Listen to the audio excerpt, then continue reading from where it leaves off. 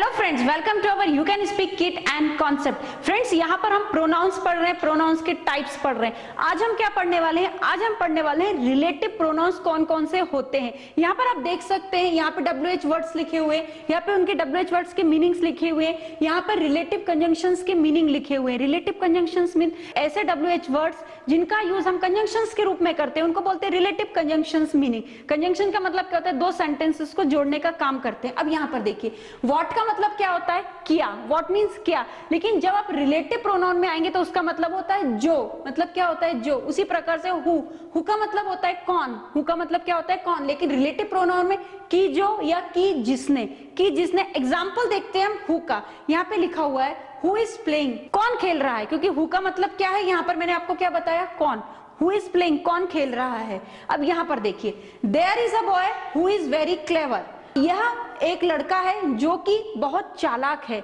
मतलब क्या है? यहाँ पर तो सबसे पहले हमें यह मालूम होना चाहिए, हम प्रोनाउन पढ़ रहे हैं और हु यहाँ पर पे प्रोनाउन है। प्रोनाउन क्यों है? क्योंकि वो बॉय के बारे में ज्यादा बता रहा है हमें। बॉय को वो रेफर कर रहा है, बॉय के बारे में उसने हमें बता दिया कि बॉय मतलब हु। बॉय के लिए क्या हमने हु का यूज किया है, जो कि चालाक है। जो कि चालाक है, इट मीन्स कि जो चालाक है। अब आप मुझे ये बताइए कि यहाँ पर ये हु और ये हु में अंतर क्या है? ये हु हमारा WH वर्ड का है, it means who is playing, कौन खेल रहा है। लेकिन यहाँ पर देयर इज अ बॉय एक सेंटेंस है और ही इज वेरी क्लेवर ये एक सेंटेंस है। इन दोनों को जोड़ने का काम हु ने किया है। यहाँ पर हु क्या है? यहाँ पर हु है रिलेटिव प्रोनाउन और हु से हमें मालूम पड़ रहा है बॉय के बारे में। ये बॉय को रेफर कर रहा है कि जो चालाक है। कि जो मतलब वो लड़का ही चालाक है ना। तो आपको समझ में आया कि यहाँ पर हु और इस हु में अंतर क्या है। अब हम चार्ट को और भी अच्छे से देख लेते हैं। देखिए, विच का मतलब है कौन सा, कौन सी, कौन से। लेकिन जब आप रिलेटिव कंजंक्शन प्रोनाउन में यूज करेंगे तो की जो, किस, जिसने, ऐसा होगा उसका यूज। आपको ये चार्ट बहुत ही अच्छे से लर्न कर लेना होगा। हुज का मतलब होता है किसका, किसकी, किसके। लेकिन जब आप कंजंक्शन में यूज करते हैं तो इसका मतलब होगा कि जिसका, कि जिसका। नेक्स्ट देखिए, वेयर मीन्स होता है कहां, प्लेस के लिए आता है, मालूम होगा। लेकिन यहां पर होगा कि जहां पे, कि जहां पे। नेक्स्ट देखिए, फ्रॉम वेयर का मीन्स होगा कहां से, आप कहां से बिलोंग करते हो, कहां से। लेकिन यहां पर की जहां से, की जहां से। नेक्स्ट देखिए, हुम का मीन्स होता है किसे, लेकिन कंजंक्शन में इसका यूज होगा कि जिसे। इट मीन्स यहाँ पर की लगाते जाइए तो कंजंक्शन बन जाता है। मोस्ट ऑफ टाइम ऐसा ही होता है। नेक्स्ट देखिए, विथ हुम। विथ हुम का मीन्स होता है किसके साथ और यहाँ पर होगा कि जिसके साथ। वहां किसके साथ है, यहाँ जिसके साथ है, लेकिन की लगा हुआ है। फॉर हुम का मीन्स होता है किसके लिए और यहाँ पर की जिसके लिए। नेक्स्ट देखिए, विदाउट हुम। विदाउट हुम किसके बिना और यहाँ पर की जिसके बिना। हाउ मीन्स कैसे और यहाँ पर जैसे। तो ये चार्ट बहुत इंपॉर्टेंट है और रिलेटिव प्रोनाउन में ये वाला चार्ट आपके लिए इंपॉर्टेंट होगा। तो आपको ये मीनिंग कंसीडर करना है। ये वाले मीनिंग आप जब WH पढ़ते होंगे तब आप कंसीडर करेंगे। एग्जाम्पल्स हम थोड़े से देख लेते हैं। व्हाट का, व्हाट मीन्स होता है क्या, लेकिन व्हाट का मीन्स जो भी कैसे होगा। देखिए, व्हाट डू यू स्पीक, आप क्या बोलते हैं, WH वर्ड है। Did you understand what I told, क्या आपको समझ में आया मैंने क्या बताया। तो ये क्या हो गया? ये हमारा वर्बल क्वेश्चन हो गया व्हाट का। नेक्स्ट देखिए, what he wants is not good, उसे जो चाहिए वो अच्छा नहीं है। तो ये क्या है? ये रिलेटिव प्रोनाउन है। यहाँ पर ऐसा he wants, it is not good. यहाँ पर ऐसा सेंटेंस था, इसको हमने व्हाट से ऐड कर दिया। What he wants is not good, उसे जो चाहिए वो अच्छा नहीं है। तो यहाँ पर व्हाट क्या है? रिलेटिव प्रोनाउन है और यहाँ पर ये किसको रेफर कर रहा है? उसे जो चाहिए। यहाँ पर वो जो को मतलब यहाँ पर कोई चीज है, ये उसको रेफर कर रहा है। या हम ही को यहाँ पर आप बोल सकते हैं। उसे जो चाहिए, क्या चाहिए? उस लड़के को जो चाहिए। तो ही के बारे में व्हाट ने रेफर किया, इसलिए ये प्रोनाउन भी है और रिलेटिव प्रोनाउन भी है। तो आपको समझ में आया फ्रेंड कि रिलेटिव प्रोनाउन क्या होते हैं। अब हम यहाँ पर आगे क्या देखने वाले हैं? आगे हम देखेंगे कंपाउंड रिलेटिव प्रोनाउन। अभी तक केवल हमने रिलेटिव प्रोनाउन पढ़े थे, हु पढ़ा था, लेकिन अब हम क्या पढ़ेंगे? Who plus ever. Who ever का यूज हम कहाँ पे करते हैं? तो देखिए, यहाँ पर WH मीनिंग, WHO हु कौन, विच कौन सा, व्हाट क्या, वेयर कहाँ, व्हेन कब, हुम किसे, हाउ कैसा। ये मैंने आपको पहले भी बताया है। कंजंक्शन रिलेटिव प्रोनाउन जो कि मैंने आपको पहले चार्ट में बताए थे, आपको यदि ध्यान होगा इस चार्ट में इसका मीनिंग भी बिल्कुल वही होता है। हु की जो, विच की जो, व्हाट जो, वेयर की जहाँ, व्हेन जब, हुम की जिसे, हाउ जैसा।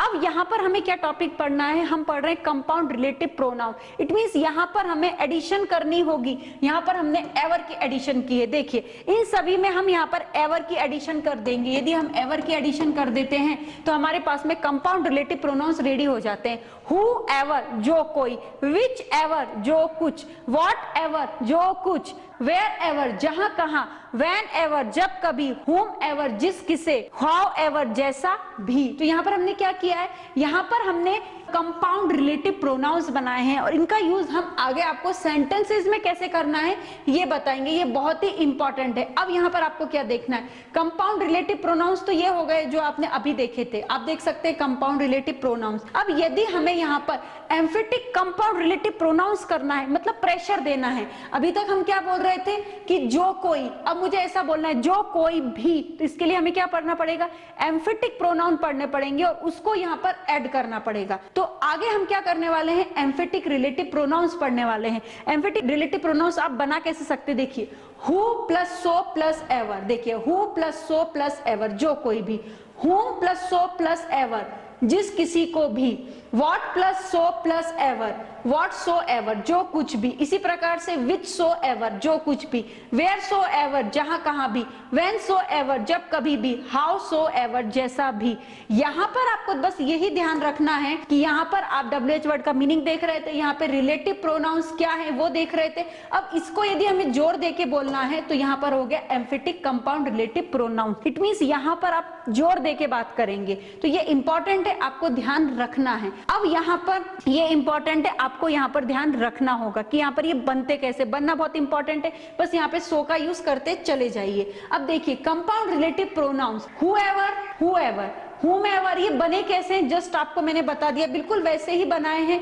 whoever यहाँ पर देखिए कंपाउंड रिलेटिव प्रोनाउन कैसे बने, हु के साथ में एवर यूज किया, हुम के साथ में एवर यूज किया। ये देखिए हु के साथ में एवर यूज किया तो whoever हो गया है, यहाँ पर आपको ध्यान रखना है ये whoever हो गया है। लेकिन यदि हमें इस पर जोर देना है तो हमने हु के साथ में सो का यूज कर दिया है, whomever, whom plus so plus ever, whatever, what plus so plus ever, इसी प्रकार से which plus ever, which plus so plus ever, इसी तरीके से wherever, where plus so plus ever. यहाँ पर देखिए when plus ever, when plus so plus ever, how plus ever, how plus so plus ever. तो ये सब क्या बन गए, यहाँ पर ये बन गए हमारे एम्फेटिक रिलेटिव प्रोनाउन। और ये क्या है, ये है conjunction relative pronoun, conjunction relative pronoun. तो रिलेटिव प्रोनाउन के टू टाइप्स आपके सामने आते हैं, कंजंक्शन रिलेटिव प्रोनाउन, दूसरा है एम्फेटिक रिलेटिव प्रोनाउन। दोनों ही इंपॉर्टेंट है, इसका यूज प्रेशर डालने के लिए करते हैं, इसका यूज वाक्यों को जोड़ने के लिए, लेकिन प्रेशर के बिना काम करने के लिए करते हैं। अब यहाँ पे देखिए कंपाउंड रिलेटिव प्रोनाउन कैसे होते हैं, whoever मींस, अब यहाँ पर इसके मैं मीनिंग आपको बता रही हूँ, इन सभी के हिंदी में मीनिंग देखिए।